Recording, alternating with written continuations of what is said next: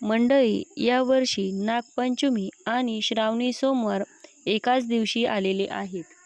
आता तुम्हाला एक प्रश्न पडला असेल की आधी नागदेवतेचे पूजन करावे की महादेवांची पूजा आधी करावी? स्त्रियांनी कोणते नियम पाळावेत? कोणती कामे टाळावी? या दिवशी उपवास कसा करावा आणि या दिवशी काय करावे, काय टाळावे याबद्दलची संपूर्ण माहिती एकाच व्हिडिओमध्ये. त्यासाठी व्हिडिओ शेवटपर्यंत नक्की बघा. मंडळी, यंदा 2026 मध्ये श्रावण महिन्याची सुरुवात गुरुवार 13 ऑगस्ट पासून सुरू झालेली आहे आणि श्रावण महिन्याची सांगता शुक्रवार 11 सप्टेंबर रोजी होणार आहे. श्रावण महिना हा भगवान महादेवांना समर्पित महिना मानला जातो. या महिन्यातील प्रत्येक सोमवाराला एक विशेष महत्त्व आहे. यंदा पहिला श्रावणी सोमवार 17 ऑगस्ट रोजी आलेला आहे आणि श्रावण शुक्ल पंचमीला येणारी पंचमी ही आपण नागपंचमी म्हणून साजरी करतो. हे दोन्ही शुभयोग एकाच दिवशी जुळून आलेले आहे. त्यामुळे हा दिवस भगवान शिव आणि नागदेवता यांची पूजा करण्यासाठी अत्यंत शुभ दिवस मानला गेला आहे. मंडळी, यंदाची नागपंचमी फक्त सण नाही तर अतिशय दुर्मिळ आणि शुभयोग या दिवशी जुळून आलेला आहे. कारण नागपंचमी आणि पहिला श्रावणी सोमवार एकत्र आलेला आहे, म्हणजे एकाच दिवशी असणार आहे.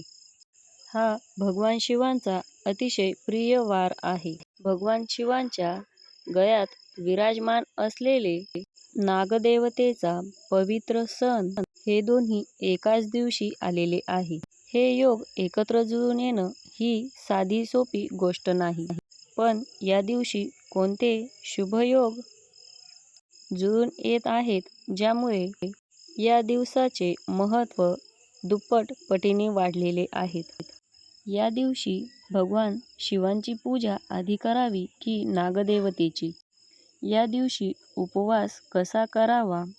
कोणती चूक करू नये जी अनेक लोक नकळत करतात, त्यामुळे पूजेचे फळ आपल्याला मिळत नाही. याचबरोबर या दिवशी कोणता मंत्र म्हणावा, कोणता अभिषेक करावे, कोणते दान करावे आणि कोणत्या उपायामुळे महादेव आणि नागदेवतेची कृपा लवकर प्राप्त होते, हेही आपण आज सविस्तर जाणून घेणार आहोत.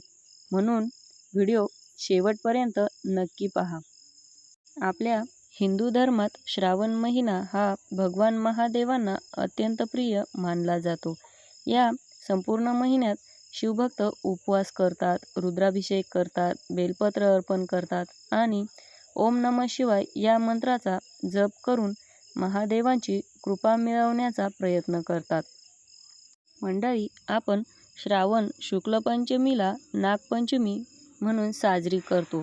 श्रावण शुक्ल पंचमीच्या दिवशी अशी पौराणिक संदर्भ आहेत की भगवान श्रीकृष्णांनी कालीय नागाचा पराभव करून यमुनेच्या डोहातून सुरक्षित बाहेर येऊन गोकुळवासियांना दिलासा दिला. त्यामुळे या पवित्र तिथीला नागपूजेचे विशेष महत्त्व प्राप्त झाल्याचे मानले जाते. तसेच भगवान शिवांच्या गळ्यात वासुकी नाग विराजमान असल्यामुळे या दिवशी नागदेवतेची पूजा विशेष श्रद्धेने केली जाते. नागपंचमीच्या दिवशी नागांना देवत्व प्राप्त झालेलं असतं. नागपंचमीच्या दिवशी बऱ्याच स्त्रिया नागदेवतेला आपला भाऊ मानून हा सण साजरा करतात आणि यंदा तर या नागपंचमीला आणखी विशेष महत्त्व प्राप्त झालं आहे. कारण नागपंचमी आणि श्रावणातील पहिला सोमवार एकाच दिवशी आलेले आहेत. त्यामुळे या दिवशी कोणते शुभयोग जुळून आले आहेत, काय करावं, काय टाळावं आणि कोणत्या पद्धतीने पूजा करायची, ही योग्य पद्धत आता सविस्तर जाणून घेऊया.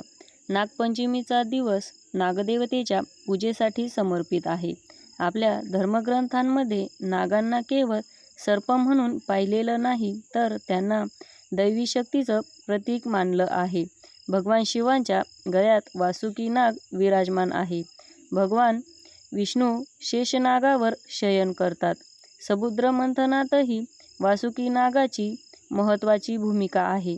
आता विचार करा, ज्या दिवशी भगवान शिवांचा सर्वात प्रिय वार आणि त्यांच्या गळ्यात विराजमान असलेला नागदेवतेचा पवित्र सण एकाच दिवशी येतो, त्या दिवसाचं महत्त्व किती वाढलं असेल.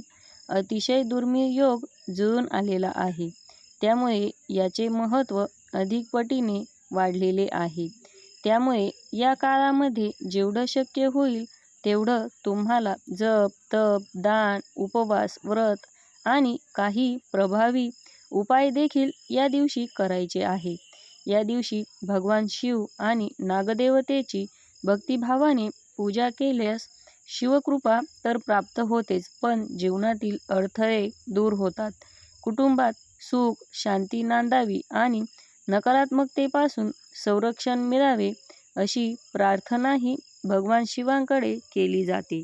मंडळी, ज्यांच्या कुंडलीमध्ये कालसर्पदोष आहे, पितृदोष आहे, तर त्यांनी या दिवशी कालसर्पदोष आणि पितृदोष यांसंबंधित उपायही करतात. मात्र असे उपाय जाणकार गुरु, पुरोहित आणि ज्योतिषांच्या मार्गदर्शनाखालीच करावे. परंतु भगवान शिवांची उपासना, महामृत्युंजय मंत्राचा जप, ओम नमः शिवाय या पंचाक्षरी मंत्राचं स्मरण आणि नागदेवतेची श्रद्धेने पूजा प्रत्येक भक्ताने करावी. नागपंचमी ही फक्त सोमवारमुळेच विशेष नाही, तर या दिवशी काही शुभयोगही जुळून येत आहेत. या योगांमध्ये पूजा केल्यास त्यांचे धार्मिक महत्त्व अधिक वाढल्याचे पंचांगात सांगितले जाते. मग नेमके कोणते शुभयोग 2026 च्या पंचमीला जुळून येत आहेत, त्यांचा लाभ कसा घ्यायचा आणि कोणत्या वेळेत केल्यास अधिक शुभ मानली जाते, हे पुढे बघूया. मंडळी, नागपंचमी आणि सोमवार हे दोन्हीही योग एकत्र जुळून आलेले आहेत. त्यात या दिवशी शुभयोग जुळून येत आहे. नावाप्रमाणेच शुभयोग हा देवपूजा, मंत्रजप, दान, व्रत, अभिषेक आणि धार्मिक कार्यांसाठी अनुकूल मानला जातो. अनेक पंचांगामध्ये या योगात केलेली भक्ती अधिक मंगलकारक मानली जाते. याच दिवशी चित्रा नक्षत्राचा प्रभावही आहे. त्यामुळे सकाळी स्नान करून भगवान शिव आणि नागदेवतेची श्रद्धेने पूजा करणे, मंत्रजप करणे आणि मनापासून प्रार्थना करणे विशेष शुभ मानले जाते.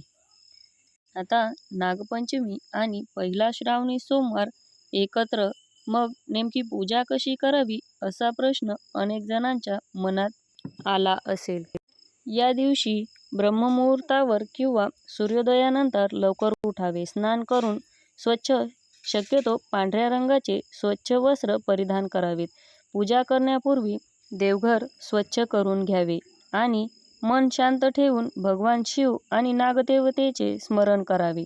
त्यानंतर घरातील शिवलिंग किंवा मंदिरात जाऊन भगवान शिवांची पूजा सुरू करावी. कारण सोमवार हा महादेवांचा दिवस आहे, त्यामुळे सर्वप्रथम शिवपूजा करून नंतर नागदेवतेची पूजा करावी. तर पहिल्यांदा आपल्याला शिवलिंगावर स्वच्छ पाणी अर्पण करावे. त्यानंतर दूध, शक्य असल्यास पंचामृताने अभिषेक करावा. त्यानंतर पुन्हा स्वच्छ पाण्याने अभिषेक पूर्ण करावा. बेलपत्र, पांढरी फुले, धूप, दीप आणि फळं अर्पण करून श्रद्धेने ओम नमः शिवाय या मंत्राचा जप करावा. वेळ असेल तर महामृत्युंजय मंत्राचा जपही करू शकता. यानंतर नागदेवतेची पूजा करावी. जर परिसरात पूजेसाठी वारूळ असेल तर तेथे जाऊन पूजा करू शकता. घरात नागदेवतेचे चित्र किंवा प्रतिमा असल्यास त्याची पूजा करावी. हळद, कुंकू, अक्षता, वृक्ष, फुले, आघाडा, दुर्वा अर्पण करून मनापासून प्रार्थना करावी. नागदेवतेला दूध आणि लाह्यांचा नैवेद्य ठेवावा. तसेच पूजा करण्याची प्रथा, परंपरा आपापल्या भागात वेगवेगळी असू शकते. त्याप्रमाणे तुम्ही पूजा करू शकता. तुमच्या भागात नागपंचमीच्या दिवशी कोणती पद्धत आहे हे आम्हाला कमेंट करून नक्की कळवा. आपल्या चॅनलवर नवीन असाल तर आपल्या चॅनलला सबस्क्राईब करून घ्या. व्हिडिओ आवडल्यास लाईक आणि शेअर करा. धन्यवाद.